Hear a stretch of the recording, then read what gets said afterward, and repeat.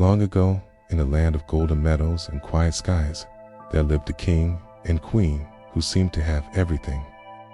They had glittering carriages, feasts that lasted for days, halls lined with silver and gold.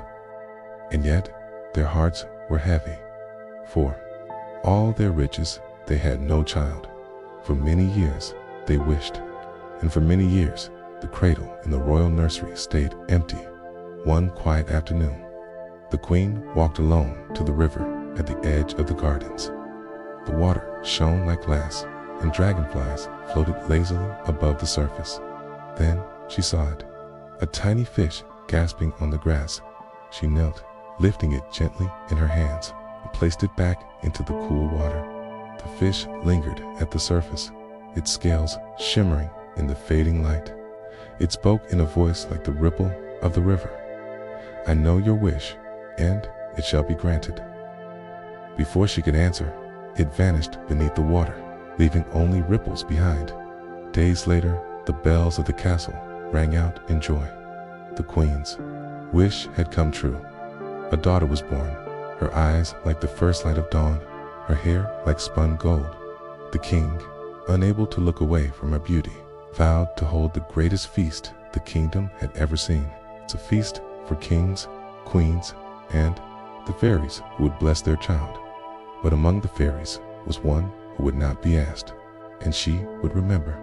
The great hall was dressed in gold and white. Silken banners swayed gently from the high rafters. Every table was laid with crystal and silver. The king and queen had invited the lords of the land, their dearest friends, and the wise fairies whose blessings would shape their daughter's life. There were 13 fairies in the kingdom, but there were only 12 golden plates, and so one fairy was left uninvited. One by one, the fairies arrived, each wearing a high red cap, red shoes with pointed heels, and carrying a long white wand. They circled the royal cradle, where the tiny princess lay swaddled in silk. One spoke, "I give her the gift of goodness." Another, "I give her the gift of beauty." Another, "I give her the gift of wisdom." On they went until 11 gifts had been given: kindness, grace, charm, and all that was most precious in the world. Then the great doors burst wide. A shadow filled the threshold. The 13th fairy had come. She wore a black cap pulled, low black shoes that clicked against the marble, and in her hand, not a wand, but a broomstick. Her voice was like iron. "Since I was not invited, I bring my gift. On the day she turns 15, the king's daughter will prick her finger on a spindle and fall down dead." But before anyone could speak, the 12th fairy stepped forward. "The spell cannot be undone, but I will soften its edge. She shall not die, but fall into a deep sleep for 100 years. And so the fate of the princess was sealed. The king wasted no time. From the highest towers to the smallest village, his decree was heard. All spindles, every wheel, every tool that might spin a thread must be destroyed. In great bonfires, the spindles were thrown, their wooden frames snapping in the flames. If the curse could not be broken, it could at least be kept far from his daughter's reach. The princess grew, gifted with beauty, grace, and kindness, just as the fairies had promised. Wherever she went, hearts warmed. Laughter followed her like sunlight follows the day. But whispers in the hall spoke of the 13th fairy's promise, and of the 15th birthday that crept closer with each passing season. On the morning of that day, the king and queen were far from the palace. The princess wandered alone through the corridors. Her slippers brushed over marble floors. Her hands trailed along tapestries and polished banisters. Step by step, her path wound upward toward the oldest part of the castle. A narrow staircase led to a little wooden door. In the lock, a golden key. She turned it. Inside, an old woman sat, bent over a spinning wheel. "Good mother, what is that you are doing?" asked the princess. "Spinning, my dear." "Would you like to try?" The princess stepped closer. How beautifully it spins. She reached out. Her fingertip brushed the spindle, and the curse awoke. The princess collapsed where she stood, her golden hair spilling across the floor like sunlight. She did not stir. Her breath was soft and slow, as though the world itself had hushed to keep from waking her. Far away in the royal halls, the king and queen returned. But before they could reach their daughter, the spell spread, one by one. They too fell where they stood, not in death, but in a deep, unbroken sleep. Servants froze mid-step. The royal guards stood still as statues. In the kitchens, the cook's hand stopped in midair before striking the boy. The butler paused with a jug of ale at his lips. Horses in the stables bowed their heads and closed their eyes. Even the fire on the hearth faded to embers and rested. The entire palace slept beyond its walls. The magic continued to work. A hedge of thorns began to grow. With each passing day, it rose higher, denser, darker, until the castle was hidden from all eyes. No roof could be seen. No tower pierced the sky. From time to time, word of the sleeping princess, now called Briar Rose, reached the ears of princes and kings in distant lands. Many came to try their luck, seeking to break through the thorns and claim her hand. But the thicket held them fast, thorns gripping like hands, refusing to let them pass. And so they turned back. Rue never returned at all. Years became decades. Decades became a century, and the princess slept on. 100 years had passed since the day the spindle turned in a far-off kingdom. A young prince rode through a quiet valley. At an inn along the road, he heard whispers from an old man. The old man's voice was low, and every word seemed to hang in the air. Beyond the hills lies a wall of thorns. Behind it, a castle long forgotten. Inside sleeps a princess, they say, called Briar Rose. All who tried to reach her were lost to the thicket. None have returned. The prince's eyes did not waver. All the same, he said, I will go. The old man shook his head. Many before you have said the same. What neither of them knew was that the 100 years had ended that very day, when the prince reached the place the old man had described. He saw not black, twisted thorns, but roses in full bloom, their petals the color of sunrise. They parted before him as if they knew he had come, then closed again behind his steps. He entered a silent courtyard. Dogs lay sleeping in the shade. Horses stood still in their stalls. On the roof, pigeons rested with heads tucked under their wings. Through the grand halls, he walked. The butler still held the jug of ale at his lips. A maid sat with a fowl in her lap, its feathers half plucked. The cook's hand remained raised, ready to strike the boy who did not flinch. The prince moved on, his footsteps echoing in the stillness. At last, he found the narrow stairs. Upward he climbed until he reached a small wooden door. He turned the key. Inside, in a quiet chamber, lay the princess. Her face was as peaceful as the morning sky. He knelt beside her, and without a word, he kissed her. The moment his lips touched hers, her eyes opened slowly, as if waking from the gentlest dream. She looked at him, and she smiled. Beyond the little tower room, the spell began to lift. The king and queen stirred, glancing about in wonder.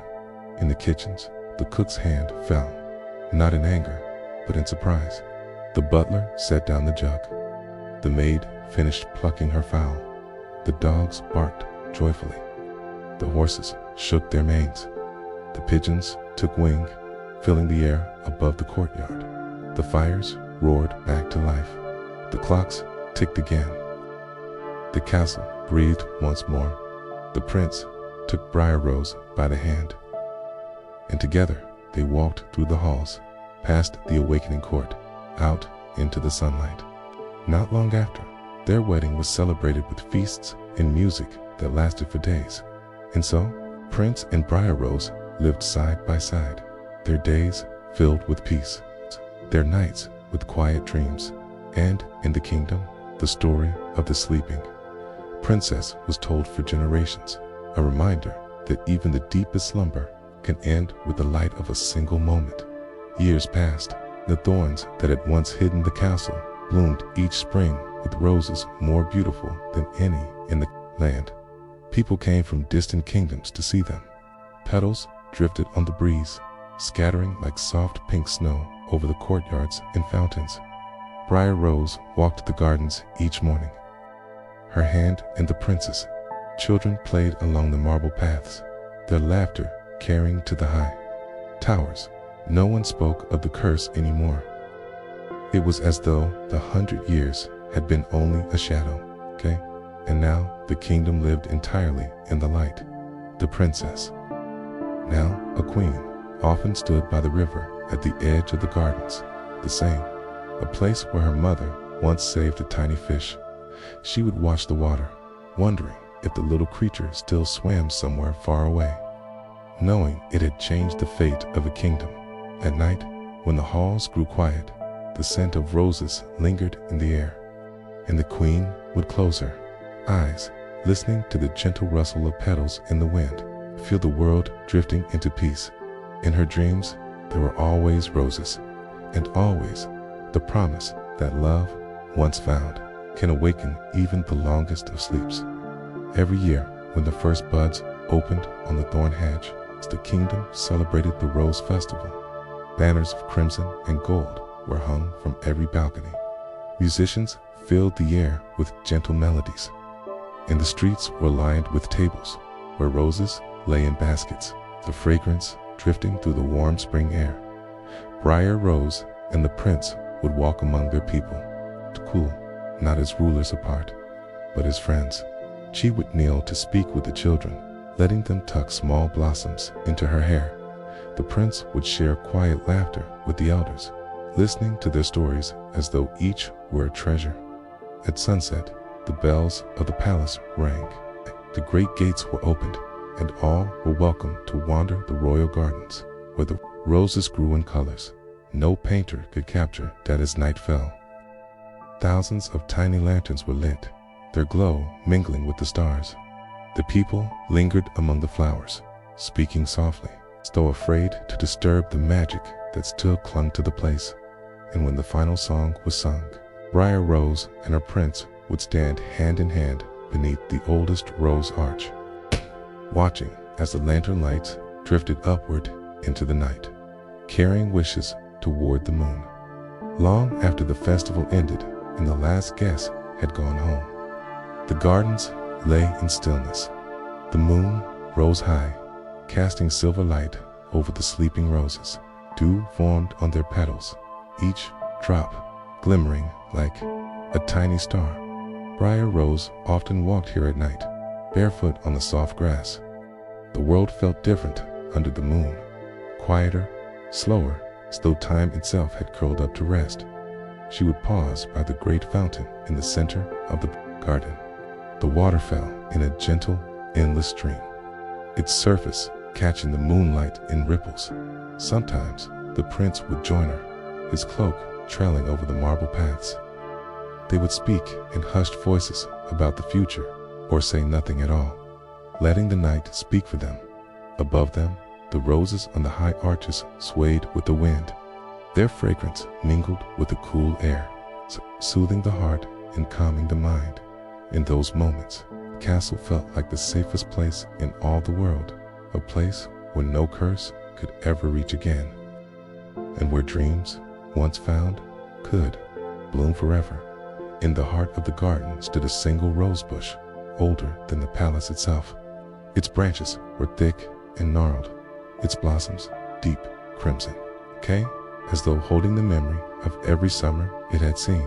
Briar Rose loved this bush most of all, Each morning she would visit it, touching the petals as gently as one might touch a dream.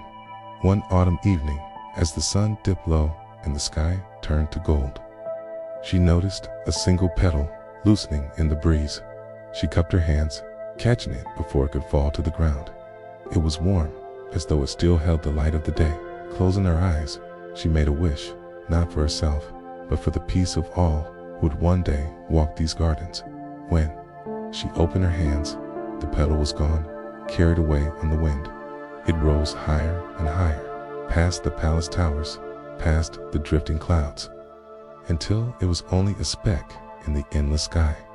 And though she could no longer see it, she knew the wish would live on, just as the roses would bloom again, year after year. So the queen turned and walked back toward the palace, her heart quiet and full.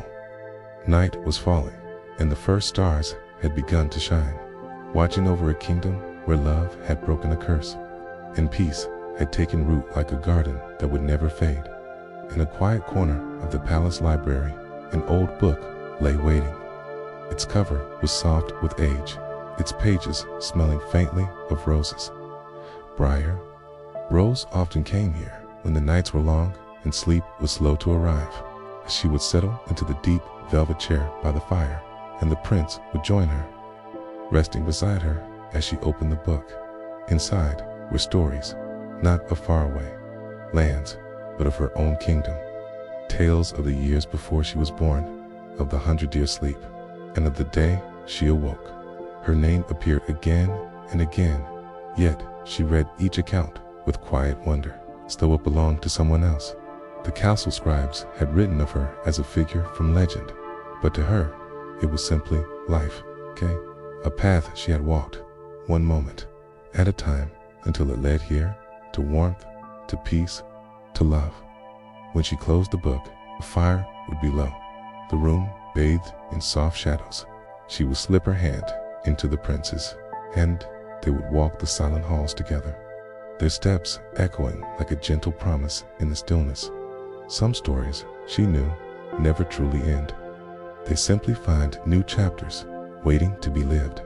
At the farthest edge of the castle grounds stood a narrow stone tower, its walls wrapped in ivy. Few visited it now, for it was quiet there and carried the weight of memories. It was the tower where Briar Rose had touched the spindle, the room where time had stopped. One late afternoon, she climbed the winding stairs alone. Her hand traced the smooth stone of the walls, worn by centuries of wind and rain. At the top, the little room stood just as it had on that day, the wooden floor, the small window, the light falling in a thin beam across the place where she had once fallen. Asleep, the spindle was gone, burned long ago, but in its place sat a vase of fresh roses, placed there by someone unknown. She stood for a long while, breathing in their scent. There was no fear here now, only peace. Through the window, the kingdom stretched out before her, fields glowing gold in the evening light, rivers shining like silver threads. And she realized the tower was no longer a place of shadows. It was simply part of her story, And like every part of her story, it had brought her here, to a life awake and full of light, as twilight spread its soft colors across the sky. Briar Rose and the prince often walked beyond the palace gates. The air was cooler then, carrying the scent of jasmine and fresh earth. Shadows stretched long over the cobblestone path, and the first stars began to appear above the treetops. They would pass through the village, where candles glowed in cottage windows. Children waved from doorways, and the sound of quiet laughter drifted from the small inn at the square. The prince would greet each villager by name. Briar Rose would stop to speak with the elders, asking after their health, remembering small details from their last meeting. In the meadows beyond, fireflies began to rise, tiny sparks floating in the dusk. Couple would pause to watch them dance over the tall grass, their lights flickering like distant memories. By the time they returned to the palace gates, the moon had risen, casting a silver path across the garden's dot, hand in hand. They would walk the final stretch in silence, letting the night settle gently over their hearts, as if the whole world were falling into the same peaceful sleep. Beyond the palace gardens, past a narrow trail lined with mossy stones, there lay a small, hidden pond. Few knew it was there. The water was so still it mirrored the sky above, holding the moon and the stars as if they were resting in its depths. Briar Rose discovered it one summer morning when a path of wildflowers seemed to beckon her away from the familiar walks. She returned often, finding it unchanged, untouched by time, like a secret kept by the land itself. Here, she would sit on a smooth, flat rock at the water's edge. The surface would ripple softly when a fish rose to catch an insect, sending rings of silver across the moon's reflection. Sometimes the prince would join her, bringing a small basket with bread and fruit. They would speak little, their voices quiet so as not to disturb the stillness. Other times, she would come alone, letting her thoughts drift like the petals that occasionally fell from nearby branches and floated across the pond. She liked to imagine that this place had been here long before the castle, long before the curse, and would remain long after, a place where peace was not just a moment, but a constant, flowing through every season. When winter came, the roses slept beneath a blanket of frost. The hedges stood bare, their branches etched in white, glimmering in the pale sunlight. Briar Rose would wrap herself in a heavy cloak and walk the quiet paths. Her breath drifted in the cold air like soft clouds. The fountains were still there, water frozen into crystal shapes that caught the light like glass dot. The palace grounds, usually alive with color and fragrance, were hushed, and yet she loved them in this season too, for in the stillness, the land seemed to dream, gathering its strength for spring. She would pause by the great rose arch, its vines now laced with ice, and run her gloved hand along the frozen stems. The thorns, once sharp, were softened by frost. The prince would sometimes meet her here, his boots leaving deep prints in the snow as he approached. They would walk together in the pale afternoon light, speaking quietly about the year that had passed and the one yet to come. And as the sun sank early behind the hills, painting the snow in shades of gold and rose, they would return to the warmth of the palace, carrying with them the quiet beauty of the winter garden, a promise that even in rest, life waits patiently to bloom again. It was midsummer, and the palace gardens were bathed in golden light. The air was warm, carrying the fragrance of roses, honeysuckle, and the faint sweetness of ripening fruit from the orchard. The sound of bees drifted lazily from flower to flower, and somewhere in the distance, a lark sang high above the fields. Briar Rose walked slowly beneath the shade of the willow trees, her fingers brushing against the soft curtain of leaves. Each step was unhurried. The world seemed in no rush, and so neither was she. She followed the path toward the orchard, where sunlight filtered through the branches, scattering dappled patterns on the grass. Apples and pears hung heavy on the boughs, their skins glowing in shades of gold and red. She paused to reach for one, feeling its cool weight in her palm before setting it gently back, not ready to disturb the perfection of the moment.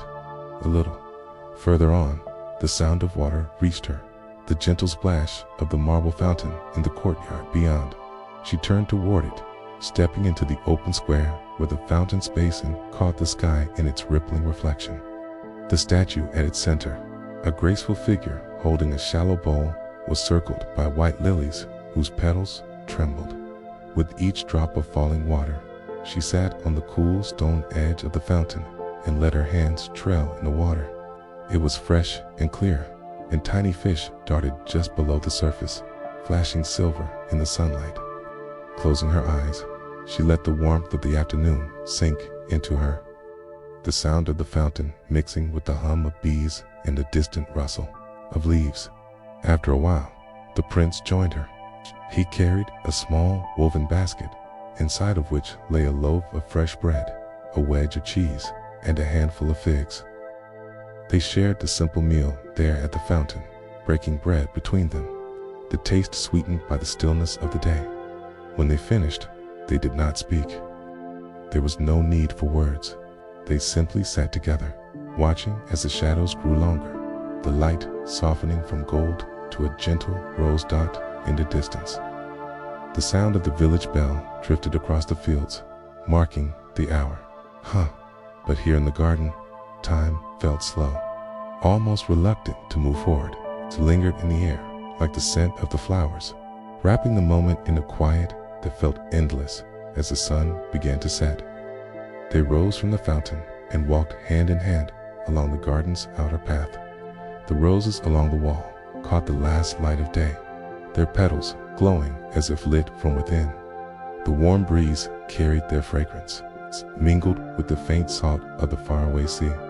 When they reached the palace steps, Briar Rose looked back one last time at the garden, bathed in twilight.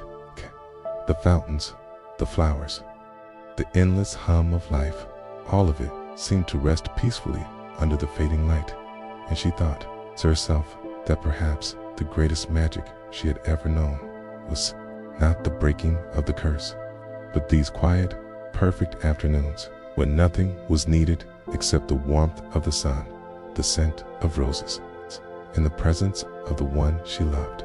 One bright morning, when the mist still clung to the valleys, Briar Rose and the prince rode beyond the far hills. It had been years since she had seen the sea, and a soft longing for it had grown quietly in her heart.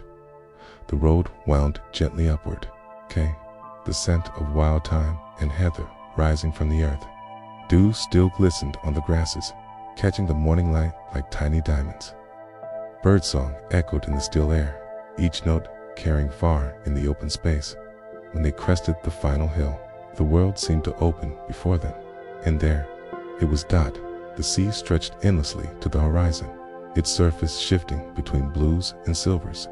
Waves rolled in slow, steady rhythm, their crests catching the sunlight and breaking into white foam that melted back into the deep. They made their way down a winding path to a small, quiet cove where the sand was pale and cool beneath their feet. Briar Rose removed her shoes and let the water wash gently over her toes, the tide pulling and returning, as if breathing. The prince gathered smooth, flat stones from the shore, skipping them across the surface of the water. She laughed softly each time one skipped farther than the last. Her own attempts ended quickly in little splashes, and they both smiled at the ease of the moment. After a while, they walked the length of the cove in comfortable silence. Shells lay scattered like jewels in the sand, spirals of soft pink, ridged fans of ivory, tiny pieces smoothed into glass by the tide. Briar Rose picked up one shaped like a small heart and slipped it into her pocket. They found a place where the rocks formed a natural seat and sat watching the sea. The rhythm of the waves matched the slow beat of their hearts, each crash and retreat like a lullaby that belonged to the earth itself. As the afternoon faded, the sun dipped lower, painting the water in gold and rose. A single ship sailed far in the distance, its white sails glowing in the light. Briar Rose rested her head on the prince's shoulder, the sound of the sea wrapping around them like a gentle song. She thought that no curse, no shadow, no fear could ever reach this place. When at last they rose to return to the palace, the tide had crept higher, erasing their footprints from the sand, as if the day had been theirs alone, a secret kept between them and the sea. The morning began with a soft gray sky. Clouds drifted low over the hills, and the air was filled with the cool scent of rain. By midday, the first drops began to fall, gentle at first, tapping on the windows like a polite knock. Then came the steady rhythm, a quiet curtain of water that wrapped the palace in stillness. Briar Rose sat by the tall window of her chamber, a shawl draped over her shoulders. Beyond the glass, the gardens blurred into shades of green and silver, each leaf bending under the weight of the raindrops. The roses seemed even richer in color, their petals heavy and shining. On the small table beside her was a pot of tea, steam curling into the air. She poured a cup, letting the warmth seep into her hands before taking a slow sip. The taste was soft and floral, like the memory of summer captured in the middle of a cool day. Somewhere in the palace, the prince moved quietly, his footsteps muffled on the thick carpets. He soon appeared in the doorway, carrying a book bound in worn leather. Without a word, he joined her by the window. They sat together as the rain whispered. Against the glass, he read softly, his voice blending with the sound of water. The story moved at an unhurried pace, each word carrying them deeper into its world. Outside, the fountains overflowed, their basins rippling under the rain. The gravel paths shone dark and wet. Even the distant hills seemed to pause, resting under the mist. From time to time, Briar Rose would glance at the prince, and they would share a quiet smile, a smile that needed no reason other than the comfort of being here together in this moment. As the afternoon wore on, the rain softened again, returning to a gentle tapping. The clouds began to part in the west, and a pale shaft of sunlight slipped through, falling across the wet grass like a blessing. Briar Rose closed her eyes for a moment, listening. The world was fresh and quiet, the air filled with the promise that after the rain, the garden would bloom even more brightly than before. And in that stillness, she thought, perhaps there was no sweeter sound than rain against the windows of a home you love. Night had settled gently over the kingdom. The air was cool and clear, carrying the faint scent of roses from the garden walls. Briar Rose stepped quietly into the courtyard, her gown trailing softly over the flagstones. Above her, the sky was a deep velvet blue, scattered with countless stars. They seemed close enough to touch, like lanterns hung in the heavens. The fountains in the courtyard whispered steadily, their streams silver in the moonlight. Small ripples glided outward from where drops fell, catching glimmers of reflected starlight along the edges of the courtyard. Tall torches burned low, their flames swaying gently in the night breeze. The warm light touched the ivy-covered walls, casting long, soft shadows. The prince soon joined her, a quiet smile on his face. They didn't speak, for the silence felt too perfect to break. Instead, they walked slowly along the colonnade, the arches framing slices of the night sky like paintings. Every few steps, Briar Rose would tilt her head back, following the slow drift of a cloud or the brief trail of a falling star. She made no wishes.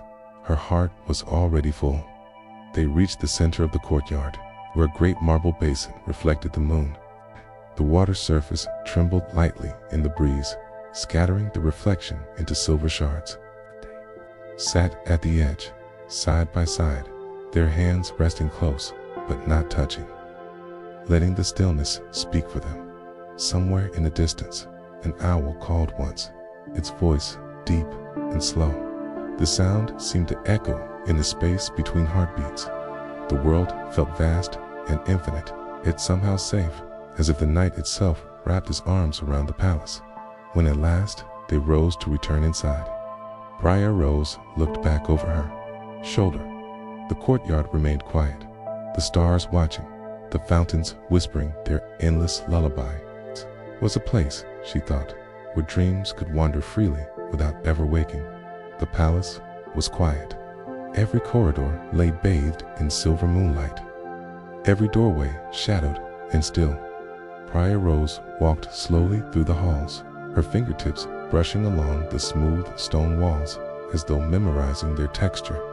The air was cool and gentle, carrying the faint perfume of roses from the sleeping gardens beyond the windows. She entered the great hall, now empty of voices and footsteps. The tall windows framed the night sky where the moon floated high above, pale and unhurried. Crossing the marble floor, she stepped out through the open doors onto the terrace. Below her, the gardens lay spread out like a dark, quiet tapestry. The fountains shimmered faintly under the starlight, their soft music mingling with the whisper of the wind. The prince appeared beside her without a sound, as if the night itself had brought him there. They stood together, looking out over the kingdom fields, resting under a silver glow. Rivers winding silently through the land, and the far hills dark against the horizon. "Do you ever think," she murmured, "that moments like this are the real magic?" He didn't answer, only took her hand in his, their fingers fitting together as naturally as breath. The night seemed endless. Time did not press forward. It lingered, stretching each second into something softer, slower. Somewhere, deep in the garden, a single rose, stirred by the breeze, released a petal into the air. It floated gently downward, turning slowly before disappearing into the shadows. And in that quiet briar, Rose felt as though her life, every joy, every trial, every pause, was like that petal, carried, guided, always finding its way to the place it was meant to rest. They remained there until the first pale hint of dawn touched the sky. When they finally turned to go inside, the palace doors closed behind them with a soft, comforting sound, leaving the night outside and carrying its peace within them to last for all the days to come. The first light of morning crept gently into the world. It touched the highest hilltops first, painting them in shades of pale gold and blush, curled in the valleys, moving like soft rivers between the trees. Briar Rose stood on the eastern balcony, her cloak drawn around her shoulders. The air was cool, but it carried the promise of warmth, the quiet certainty that a new day was beginning. From this height, she could see the rooftops of the village, their chimneys sending up thin spirals of smoke. The fields beyond glistened with dew, each droplet catching the growing light. The prince joined her, holding 2 cups of warm tea. They stood side by side, watching as the sun's rim broke the horizon, sending a slow wave of light across the land. In the orchards, the first birds began to sing. The sound rose gently, as if the earth itself were waking. A soft breeze stirred, carrying with it the scent of damp earth and blossoms just beginning to open. They did not speak. There was no need. This was a moment to be felt, not filled. When the sun had risen fully, touching the palace walls with golden warmth, Briar Rose rested her head against the prince's shoulder. The day ahead would be busy, as all days in the palace were, but for now, it's only the stillness of the morning and the quiet joy of sharing it together. She closed her eyes, breathing in the light, and thought that every dawn was its own kind of dream, one that asks nothing but to be noticed and remembered. It had been 1 year since the day the curse was broken. The palace was filled with a gentle hum of preparation, but unlike grand feasts or crowded balls, this celebration was meant to be small, soft, and filled with simple joys. Briar Rose awoke to the sound of curtains shifting in the morning breeze. The light was warm and golden, falling across her bed in slow-moving patterns shaped by the branches outside. Somewhere in the courtyard below, a harp was being tuned, its notes drifting up to her window like fragments of a lullaby. She dressed in a gown of pale blue silk, the color of the summer sky, and made her way to the breakfast hall where the prince awaited her. The table was laid not with ornate silver and towering dishes, but with a spread of fresh bread, berries, and a jug of honeyed cream. They ate together without haste, speaking quietly about the day ahead, the way to people speak when they have nowhere else they would rather be. When the meal was done, they walked through the gardens. Every flower seemed to bloom brighter than usual, as if it too remembered the lifting of the curse. The roses hung heavy with blossoms, their fragrance wrapping the air in sweetness. The fountain's water sparkled, catching the sunlight in countless little flashes. In the great hall, the court musicians began to play. The melody was slow and graceful, carrying echoes of the kingdom's past, yet full of hope for its future. Guests from the nearby village arrived with baskets of fruits, jars of preserves, and loaves of spiced bread. Briar Rose greeted each one by name, her voice warm and her eyes bright with gratitude. As the afternoon unfolded, there were small dances in the courtyard. children chasing each other between the hedges, and elders sitting in the shade telling stories from long ago. Briar Rose moved among them like sunlight on water, pausing to listen, to laugh, to thank.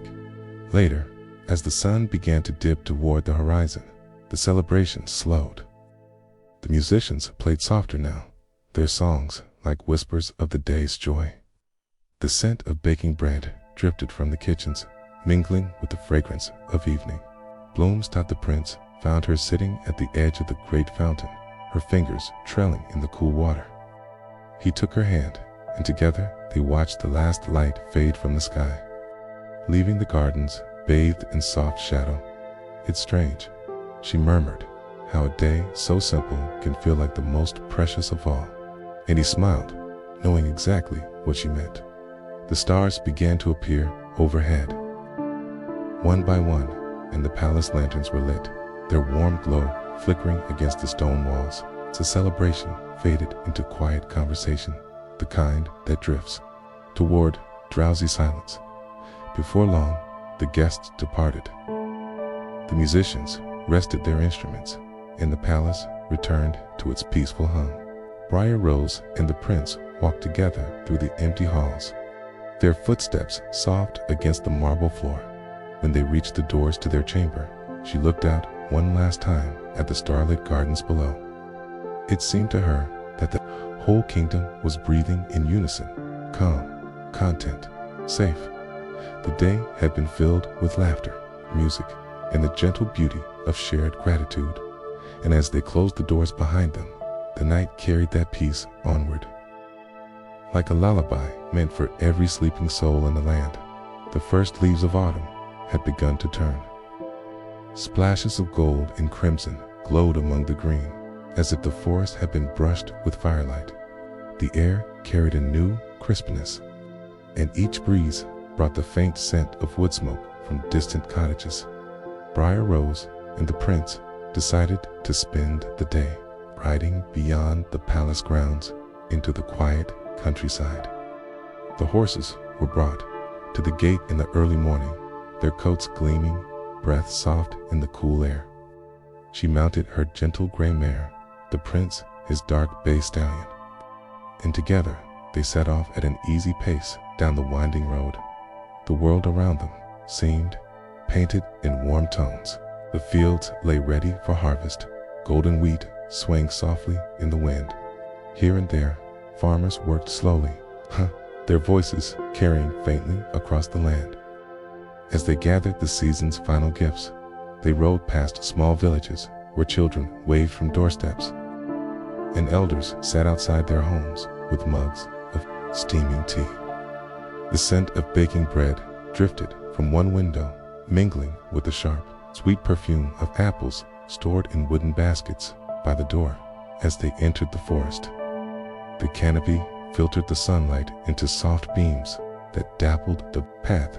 Leaves crunched under the horses' hooves, and the occasional acorn fell with a gentle patter to the ground. Briar Rose leaned forward slightly, letting her fingers brush the turning leaves as they passed. They came to a small clearing where a brook wound its way through mossy stones. Here they dismounted, leading the horses to drink while they themselves sat upon a fallen log. The water murmured softly, weaving its sound into the steady rhythm of the forest. Birds darted overhead, their wings catching flashes of light as they moved between branches. From the prince's satchel came a simple lunch, slices of fresh bread, cheese wrapped in cloth, and a handful of ripe pears. They shared the meal slowly, savoring each bite, speaking only now and then, as if the forest itself encouraged them to leave space for the quiet. When they resumed their ride, the road curved gently toward higher ground. From the crest of the hill, the view stretched wide and far, rolling hills fading into the haze of distance, rivers winding like silver ribbons, and beyond them all, the faint outline of the far mountains. The colors of autumn lay scattered across the land like an enormous quilt stitched by the season's own hand. By late afternoon, the light had softened into amber, and shadows grew longer across the road. They returned to the palace at a slow, unhurried pace, the rhythm of the horses' steps matching the calm that had settled over them, back within the safety of the palace walls. Briar Rose stood for a moment in the courtyard, looking toward the road they had taken that morning. The memory of the day felt like a warm ember, glowing softly within her dot. Autumn had a way of reminding her that beauty could be found not only in beginnings, but also in the gentle, graceful turning of time, and that some journeys were meant simply to be lived, moment by moment, without the need for haste. The afternoon sky had turned the color of pewter. Low clouds rolled in from the hills, carrying with them the scent of rain and the cool breath of approaching night. By the time the palace lanterns were lit, the first drops had begun to fall slow, heavy, deliberate. Briar Rose stood at the window of the great library, watching the rain trace silver threads across the glass. Beyond, the gardens were blurred and softened, their colors muted under the mist. The roses bowed under the weight of the water, each drop clinging to their petals before sliding gently away. The room around her was warm, the air filled with the faint scent of wood smoke from the great stone fireplace. A low fire burned there, its light flickering across the shelves of books that lined the walls from floor to ceiling. The gentle crackle of the logs mixed with the steady rhythm of the rain outside. The prince entered quietly, carrying 2 cups of spiced cider. The steam curled upward, carrying the scent of cinnamon and cloves. He handed her a cup, and they sat together in the large armchairs by the fire, the amber light playing across their faces. They spoke softly at first, sharing small memories from the day, laughing quietly over a story told at the morning's council meeting. But soon, their words gave way to comfortable silence. The fire's glow, the rain's steady song, and the occasional sigh of the wind against the windows seemed to speak for them.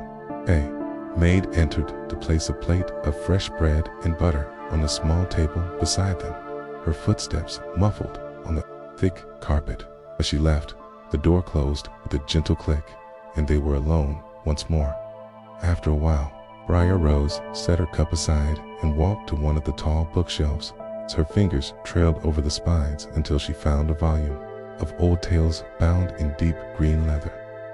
She returned to her chair and opened it slowly, the pages whispering as they turned. Her voice was soft and even as she began to read aloud, the words weaving themselves into the quiet like a second thread of music.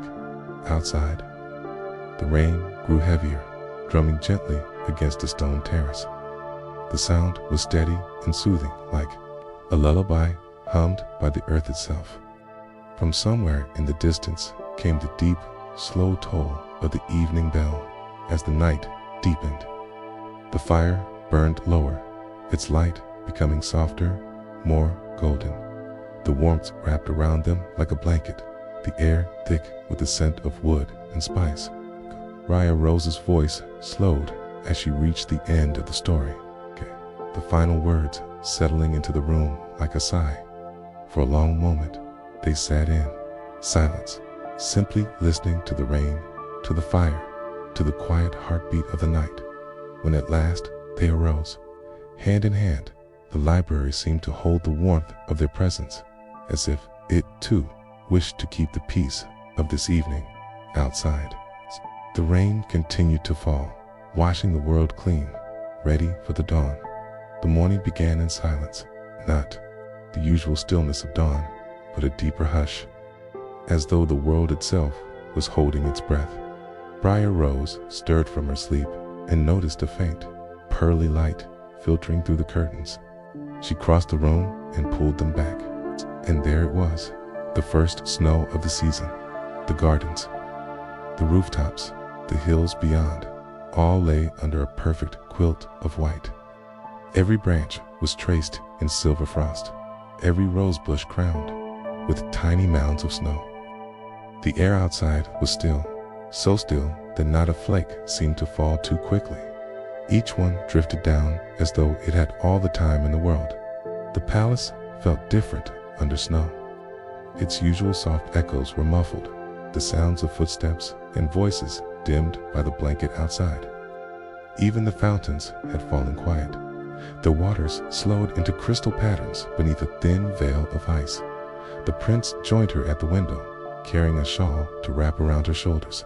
Together, they stood in silence for a moment, watching a pair of doves hop carefully along the snow-covered balustrade. The birds paused, shook the snow from their feathers, and flew off toward the orchard, where the branches bent low under winter's first touch. They decided to walk in the gardens before the paths were marked by too many footprints. Stepping out into the courtyard, the air met them with a soft, cool kiss. The snow underfoot gave a gentle, satisfying crunch, and their breath rose in pale clouds before them. The world seemed slower here. The rose arches, bare of blooms now, wore garlands of white. The hedges stood like still sculptures. The marble statues were softened, their edges blurred. Everywhere was quiet, the kind of quiet that wraps around you and makes your thoughts gentle without trying. They wandered down to the frozen pond, where the reflection of the sky lay captured in pale silver. Briar Rose knelt to brush her gloved fingers across the smooth surface, watching as the faintest frost patterns shimmered in the light. Before long, they returned inside, cheeks pink from the cold. In the great hall, a fire roared in the hearth, its warmth wrapping them the moment they stepped through the door. A servant brought mugs of steaming chocolate, that rich scent curling into the air. They settled into the window seat overlooking the courtyard. The snow continued to fall, each flake unique, each one adding to the gentle transformation of the world outside. Briar Rose rested her head against the prince's shoulder. The warmth from the fire, the taste of chocolate, the view of a kingdom wrapped in white. It was all enough, more than enough, she thought, as her eyes grew heavy. That the first snowfall always carried a promise of quiet days, of slow evenings, of moments where the heart could rest and dream without hurry. And as the snow kept falling, soft and steady, the world beyond the window blurred into a dream she would happily carry into sleep. The evening came early, as winter evenings do.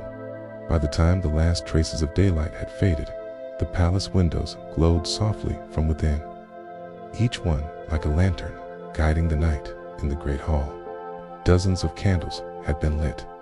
Their flames swayed gently, casting golden halos on the walls and reflecting in the polished floor. The air was warm and scented faintly with beeswax and pine. 4 garlands of evergreen had been hung along the staircases and mantels. Briar Rose entered quietly, her gown a deep shade of red that caught the firelight. The prince was already there, speaking with the court musicians who were arranging themselves in the corner near the hearth. Their instruments gleamed polished wood, shining brass, and the soft sound of tuning strings drifted through the room like a promise. When the music began, it was slow and unhurried, the kind of melody that seemed to move in time with the heart. The notes lingered in the air, mingling with the warmth of the fire and the golden candlelight. Briar Rose and the prince took their seats near the window, where they could watch the snow falling outside as they listened. The world beyond the glass was hushed and white, but within the hall there was only light, warmth, and music between songs. The musicians spoke quietly to each other, adjusting their sheets of music, and now and then a log in the fireplace would crackle softly. The sound seemed almost to join the music, as if the room itself were part of the performance. Servants moved silently among the guests, carrying trays of warm, mulled wine and small plates of sugared pastries. Briar Rose took one of the delicate confections, the sugar melting sweetly on her tongue, and thought how easily moments like this could be missed if one rushed through life too quickly. After a time, the music grew softer still, each note like a drop of warm honey falling into the quiet. The prince leaned closer, his voice low, and told her how the musicians had played this same melody for his parents long ago, during a winter just like this one. The thought made the moment feel even more precious, as if the music carried not just sound, but memory. The evening drifted on, marked not by the clock, but by the soft turning of pages in the musician's books, the slow rise and fall of candle flames, and the gentle rhythm of snow tapping against the window panes when at last the final song came to an end. The notes faded into the air and seemed to hang there for a breath before dissolving into the silence. No one spoke for a long moment. The stillness felt too perfect to break. Briar Rose closed her eyes for just a moment, letting the warmth, the light, and the music settle in her heart. It was, she thought, the kind of night that would linger in memory for a lifetime. The kind that made winter feel not cold, but beautiful. And outside, the snow continued to fall, as steady and unhurried as the music had been, a song of its own meant for those who listened closely. Winter had settled deep over the land, and the palace grounds lay under a thick, undisturbed blanket of snow. On certain nights, when the air was still and the moon was hidden, the gardeners and attendants lit the lantern walk, a winding path through the royal gardens, marked by rows of soft golden lights. Briar Rose had always loved these nights. The glow of the lanterns turned the snow into a shimmering river of light, leading through the silent hedges, past the frozen fountains, and under archways draped in frost. After the evening meal, she and the prince wrapped themselves in warm cloaks and stepped out into the crisp air. The cold met their cheeks with a gentle sting, the kind that makes breath rise in pale clouds and fingers seek the comfort of another's hand. The lanterns swayed slightly in the breeze, their glass panels fogged with the warmth of the flames. Inside, some were hung low on shepherd's hooks, lighting the path. Others dangled from the bare branches of trees, casting starlight reflections across the snow. They walked slowly, the crunch of their boots the only sound in the great stillness. Now and then, the wind would stir, shaking loose a handful of snow from an overhead branch, the flakes tumbling silently to the ground. At the heart of the garden stood the moon gate, a stone arch perfectly round, its curve traced in light from the lanterns that ringed it. Beyond it lay the reflecting pool, now frozen into a flawless sheet of glass, its surface mirroring the lantern glow. They paused there, watching the way the lights seemed to double in the ice, one world above, one world below.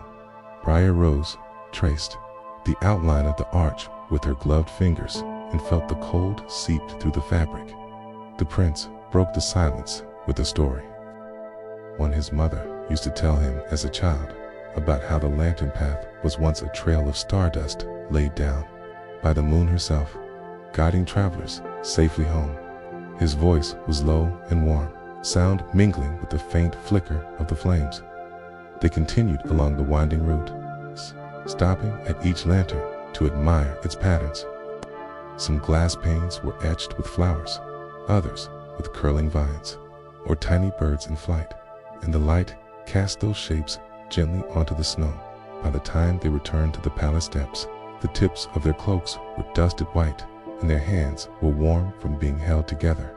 Behind them, the lanterns still glowed in the garden, marking the path like a promise that even in the heart of winter, there was light enough to lead one safely home. The night was colder than most, the kind of cold that made the air shimmer faintly under the moonlight. Inside the palace, the great hall glowed with firelight, casting long, gentle shadows across the stone walls. It was here on such nights that the oldest member of the court, Master Aridin, the palace storyteller, would share his winter tales. Briar Rose arrived early, her steps quiet on the thick woven rugs. The fire in the great hearth had been built high, the flames dancing in gold and orange, sending little sparks curling up into the chimney. For it stood a great semicircle of chairs and low cushioned stools, all turned toward the hearth. The smell of pine resin and burning oak filled the air, warm and comforting. She took a seat near the front, close enough to see the fine lines of age on Master Eridan's face. The way his eyes seemed always to carry a quiet glimmer, as though he knew something of the world that others did not. Guests arrived in twos and threes, murmuring softly as they settled into their places, wrapping shawls and blankets tighter around their shoulders. The only sounds were the crackle of the fire and the faint clink of cups being set down on small wooden tables. When everyone had gathered, Master Eridan leaned forward, resting his hands on the carved cane before him.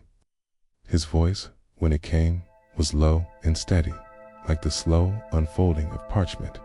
He began with the story of the Winter Star, a tale of a shepherd who followed a light across snowy hills to find the lost lamb that would one day save his village. His words painted the hills in shades of silver and deep blue. The listeners could almost feel the crunch of snow beneath the shepherd's boots, the chill of the night air against his skin. Next came the frozen lake, a legend of a princess whose laughter melted the ice each spring, but who one winter disappeared, leaving the lake locked in frost until a brave traveler found her and returned her warmth to the land. Here, Master Eridan's tone softened, and the firelight flickered across his face as though echoing the thaw in his story. Between tales, there were moments of stillness. Briar Rose found herself gazing into the fire, watching the logs shift and settle, feeling the heat against her cheeks. Outside, the wind sighed gently around the corners of the palace, as if listening to the final story of the night was the lantern in the snow, about a wanderer who carried a single flame through the longest winter in memory, lighting the way for those who had lost their path.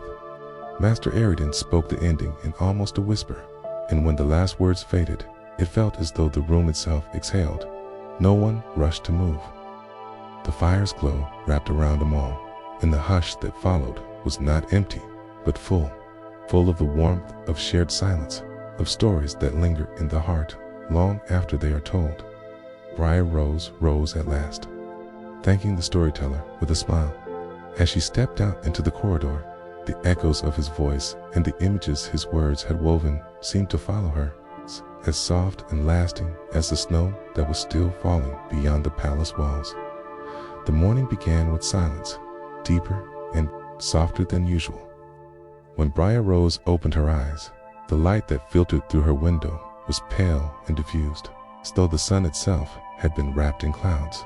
She crossed the room and pulled the curtains aside. The world beyond had vanished under a thick, unbroken sheet of snow. The garden paths were gone, the fountains buried, the rose arches bowed under heavy drifts. Even the tallest hedges wore thick, white crowns. The palace courtyard was silent. No clatter of hooves, no footsteps on the cobblestones, only the gentle fall of more snow, each flake spinning slowly in the still air before settling when the prince joined her for breakfast. The news was confirmed. The palace gates were blocked, the roads beyond impassable. They would be snowed in for the day, perhaps longer. Briar Rose felt no disappointment. There was a certain magic in being wrapped away from the world, safe and warm while winter sang its soft song outside. After breakfast, she wandered to the library, where the air smelled faintly of parchment and pine logs. The great hearth was already lit, flames reflecting in the tall windows. She chose a high-backed chair near the fire and opened a book of poems, the pages cool against her fingers. Time seemed to loosen. Now and then, she would pause to gaze out at the falling snow, losing herself in the endless drift of white. Some flakes were so small they vanished before touching the ground. Others fell slowly, heavily, like tiny pieces of the sky breaking away. By midday, she drifted to the palace kitchens, drawn by the scent of baking bread and cinnamon. The cooks greeted her warmly, offering her a small honey cake fresh from the oven. She lingered at the long wooden table, listening to their quiet laughter as they worked, feeling the comfort of the heat from the great brick ovens.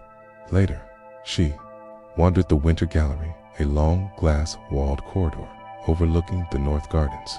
Here, the world outside looked like a painted scene: the frozen pond, the snow-laden trees, the pale sky stretching endlessly. Each step in the gallery seemed to echo, the sound softened by the thick carpets beneath her feet. In the late afternoon, she returned to the library, where the prince was reading by the fire. He looked up and smiled, and without a word, she settled beside him. The snow kept falling beyond the tall windows, steady and endless. The hours passed without rush, each one a quiet gift. There was no need to watch the clock, no reason to hurry. The day belonged entirely to the stillness, to the warmth, to the simple pleasure of being together while winter wrapped the palace in its gentle silence. And when night came, it felt less like the end of a day and more like the deepening of a dream they were in no hurry to wake from. The morning began with silence, deeper and softer than usual. When Briar Rose opened her eyes, the light that filtered through her window was pale and diffused, as though the sun itself had been wrapped in clouds. She crossed the room and pulled the curtains aside. The world beyond had vanished under a thick, unbroken sheet of snow. The garden paths were gone, the fountains buried, the rose arches bowed under heavy drifts. Even the tallest hedges wore thick, white crowns. The palace courtyard was silent. No clatter of hooves, no footsteps on the cobblestones, only the gentle fall of more snow, each flake spinning slowly in the still air before settling. When the prince joined her for breakfast, the news was confirmed. The palace gates were blocked, the roads beyond impassable. They would be snowed in for the day, perhaps longer. Briar Rose felt no disappointment. There was a certain magic in being wrapped away from the world, safe and warm while winter sang its soft song outside. After breakfast, she wandered to the library, where the air smelled faintly of parchment and pine logs. The great hearth was already lit, flames reflecting in the tall windows. She chose a high-backed chair near the fire and opened a book of poems, the pages cool against her fingers. Time seemed to loosen. Now and then, she would pause to gaze out at the falling snow, losing herself in the endless drift of white. Some flakes were so small they vanished before touching the ground. Others fell slowly, heavily, like tiny pieces of the sky breaking away. By midday, she drifted to the palace kitchens, drawn by the scent of baking bread and cinnamon. The cooks greeted her warmly, offering her a small honey cake fresh from the oven. She lingered at the long wooden table, listening to their quiet laughter as they worked, feeling the comfort of the heat from the great brick ovens. Later, she wandered the winter gallery, a long glass-walled corridor overlooking the north gardens. Here, the world outside looked like a painted scene: the frozen pond, the snow-laden trees, the pale sky stretching endlessly. Each step in the gallery seemed to echo, the sound softened by the thick carpets beneath her feet. In the late afternoon, she returned to the library, where the prince was reading by the fire. He looked up and smiled, and without a word, she settled beside him. The snow kept falling beyond the tall windows, steady and endless. The hours passed without rush, each one a quiet gift. There was no need to watch the clock, no reason to hurry. The day belonged entirely to the stillness, to the warmth, to the simple pleasure of being together while winter wrapped the palace in its gentle silence. And when night came, it felt less like the end of a day and more like the deepening of a dream they were in no hurry to wake from.